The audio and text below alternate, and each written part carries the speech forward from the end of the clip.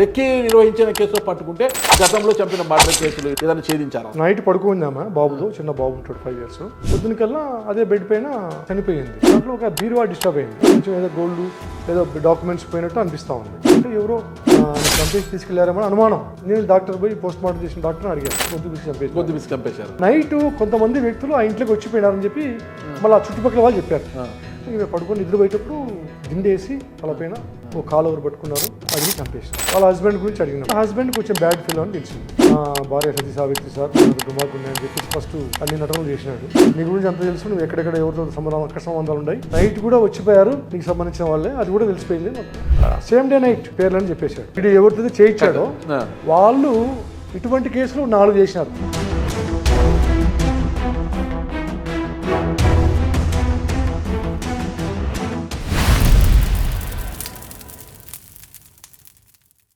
మన దేశంలో ఇటీవల జరిపిన అధ్యయనాల ప్రకారము 60 ఏళ్ల పైబడిన వారంతా కూడా మోకాళ్ళ నొప్పులతో బాధపడుతున్నారు. మోకాళ్ళ చిప్పలు అరిగిపోయి శస్త్రచికిత్సలకు వెళ్తున్నారు. అలా శస్త్రచికిత్సకు వెళ్లే వారికి ఎపియాన్ పెయిన్ క్లినిక్ ఒక శుభవార్త అందించింది. ప్లాస్మా థెరపీ ద్వారా ఈ సమస్యకు చెక్ పెడుతోంది. ఈ సమస్యతో బాధపడేవారు కింద కనిపిస్తున్న నంబర్ కు ఫోన్ చేయండి, చికిత్స చేయించుకోండి. Welcome to Suman TV. నేను మీ నాగరాజ్ బైశెట్టిని. ఈరోజు మనతో ఉన్నారు సత్యసాయి పుట్టపర్తి జిల్లా అడిషనల్ ఎస్పీ ఆళ్ల శ్రీనివాస్ గారు. సార్ నమస్తే. సార్ నమస్తే. ఒక మర్డర్ కేసులో పట్టుకుంటే గతంలో జరిగిన మర్డర్ కేసులు కావచ్చు, ఒక రెక్కి నిర్వహించిన కేసులో పట్టుకుంటే గతంలో చంపిన మర్డర్ కేసులు, ఇలా ఒక దొంగతనంలో పట్టుకుంటే గతంలో జరిగిన దొంగతనాలు, ఇలాంటివి అన్నీ కూడా మనకు ట్రేస్ ఉన్నాయి. అలాంటి సంఘటన ఏమన్నా మీ జర్నీలో మీరు పోలీసు స్థాయి నుంచి డిఎస్పీ వరకు, ఇప్పుడు అడిషనల్ ఎస్పీ అయ్యారు కొత్తగా అయ్యారు కాబట్టి డిఎస్పీ స్థాయి వరకు ఎక్కడ మీకు ఎదురుపడిందా, ఏదైనా ఛేదించారా అలాంటిది? వన్ టౌన్లో వేసే ఉన్నప్పుడు 1999 అనుకుంటా, అరౌండ్ దట్ ఆ ఏరియా ఉండొచ్చు. ఒకరోజు ఒక ఫోన్ కాల్ వచ్చింది స్టేషన్కి. సోన్స్ ఏరియాలో ఓల్డ్ టౌన్లో ఒక ఇంట్లో ఒక ఆమె చనిపోయింది, లేడీ, మ్యారీడ్ ఉమెన్. ఓకే. చనిపోతే ఎవరో అనానమస్ కాల్, అంటే అది పేరు చెప్పలే మనకి, ల్యాండ్లైనప్పుడు గుర్తు సార్ ఇక్కడ ఒక ఆమె చనిపోయింది, ఆమె మరణం అనుమానంగా ఉంది, కానీ బంధువులు వాళ్ళు ఏదో గుండె నొప్పి అని చెప్పేసి వాళ్ళు అనుకొని ఆమెను పోస్ట్ మార్టం చేస్తున్నారు సార్, మీరు పోలీసులు విచారిస్తే బాగుంటుంది అని. మీరెవరంటే పెట్టేసినాడు ల్యాండ్లైన్. నేనే రిసీవ్ చేసిన ఫోన్. సరే వెరిఫై చేద్దాం అని చెప్పేసి పోయినాం. పోతే ఓకే, వాళ్ళు ఆయన చెప్పిన వర్షన్ కరెక్టే. నైట్ పడుకుందామా బాబుతో, చిన్న బాబు ఉంటాడు 5 years. పొద్దున కల్లా అదే బెడ్ పైన చనిపోయింది. అంటే ఒంటి పైన ఏమి ఇంజరీస్ లేవు, ఏం లేవు. అంటే పడుకొని నిద్రపోతే మన మనిషి చనిపోతే ఎట్లుంటారో అదే సిమ్టమ్స్ ఉన్నాయి.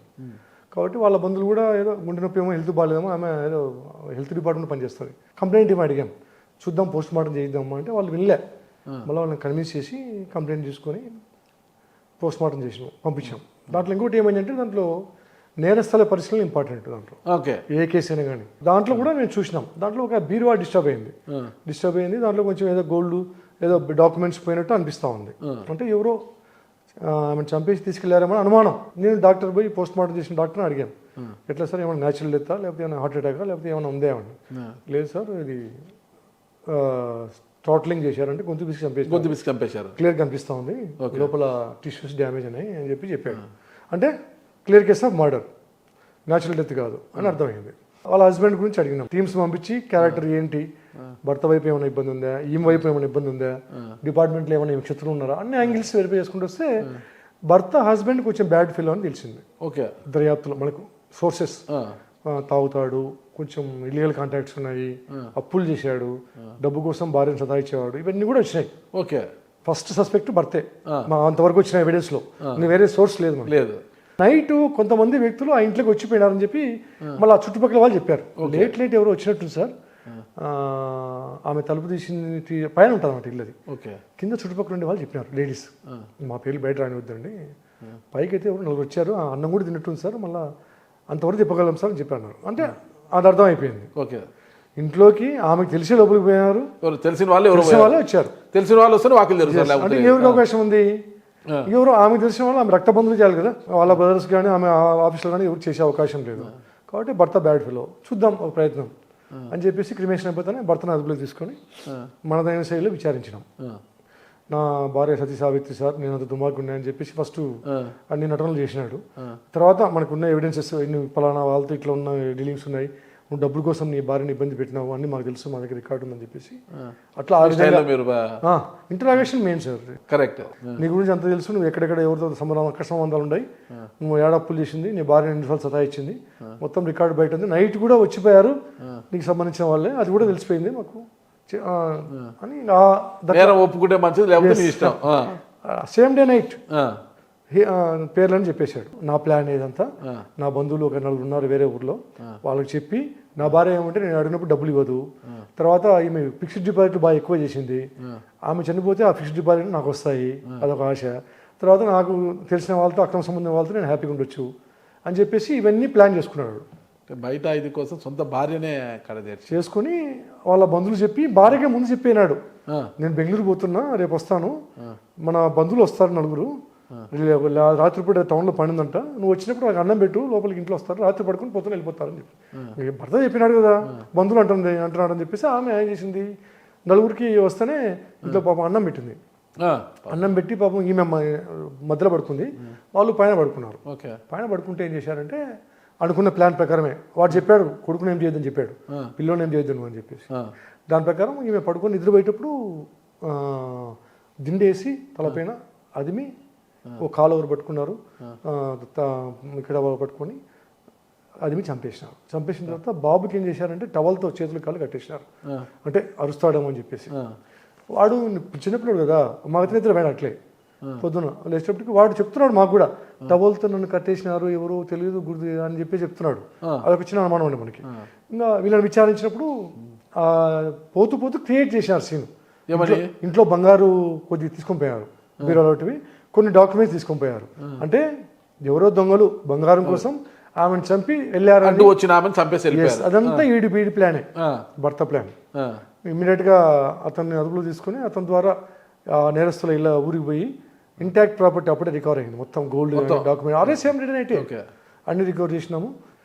మేము ఏం చేస్తామంటే ఒక దర్యాప్తు అధికారిగా ఒక కేసులో ఒక దొంగతనం చేసినామంటే డెఫినెట్గా ఇంకా కేసుల్లో కూడా చేసింటాడనే అనుమానం ఉంటుంది, దాన్ని నివృత్తి చేసుకుంటాం. అందులో భాగంగా క్వశ్చన్స్ మనం వేయడం జరిగింది, ఇదేనా నేను ఇంతకుముందు ఏమైనా చేసినారా అని చెప్పేసి. చేసినట్టు గుర్తుంది మాకు, చేసినట్టు ఐడియా ఉంది అని చెప్పేసి మిగతా నిందితులు అడిగాం. అంటే ఈ భర్తకు సంబంధం లేదు, ఎవరితో చేయించాడో వాళ్ళు ఇటువంటి కేసులు 4 చేసినారు. సిద్ధహస్తులు అయితే ఇలాంటి చేస్తారనమాట. అది కూడా సేమ్ టైపే, భర్త భార్యను చంపాలని కాంటాక్ట్ ఇది కదా. ఇంకో వీళ్ళు చేసిన కేసులో భర్తను చంపాలని భార్య ఇచ్చింది, అదే ఒక కేసు. అంటే ఆమె వేరే వాళ్ళతో అక్కడ సంబంధం పెట్టుకుని అతని వాళ్ళ కాంటాక్ట్ మర్డర్. అట్లా ఇది కాకుండా 5 కేసులు పత్తాయినాయి. వీళ్ళంతా సుపారీ కిల్లర్స్. సుపారీ కిల్లర్స్. ఇది కూడా డబ్బులు, ఇది బంధువు కాబట్టి ఇది ఫ్రీగా చేసినారు, మిగతా 4 మాత్రం డబ్బులు తీసుకొని చేసినారు. డబ్బులు తీసుకొని చేసిన వాటికి ఏమో ట్రేస్ కాలేదు, ఫ్రీగా చేసిన కేసులన్నీ మూసేసినారు పోలీసు వాళ్ళు, ఆధారాలు లేవని. ఓల్డ్ కేసెస్ అంటే దీనికంటే ముందు జరిగినాయి 2 years బ్యాక్. ఎక్కడెక్కడ చేశారు సార్ అవి? ఇది విద్యుత్ నగర్లో ఒకటి చేశారు, అంటే విద్యుత్ నగర్లో ఎలక్ట్రిసిటీ ఎంప్లాయ్ అనమాట అతను. ఆ ఎంప్లాయీ వాళ్ళ డిపార్ట్మెంట్లో పనిచేసే ఉద్యోగితోనే ఈ అతనికి అతని భార్యకు ఇంకో ఎంప్లాయీకి అక్రమ సంబంధం ఉంది. అతను కూడా వాకింగ్కి వెళ్ళినప్పుడు ఈమె ప్లాన్ ఇచ్చింది, పలానా చోట వాకింగ్ వెళ్తాడు మీరు చేసేయండి, తర్వాత మనం ఆ బాయ్ ఫ్రెండ్ ఉన్నాడు కదా, ఇద్దరం హ్యాపీగా ఉంటామని.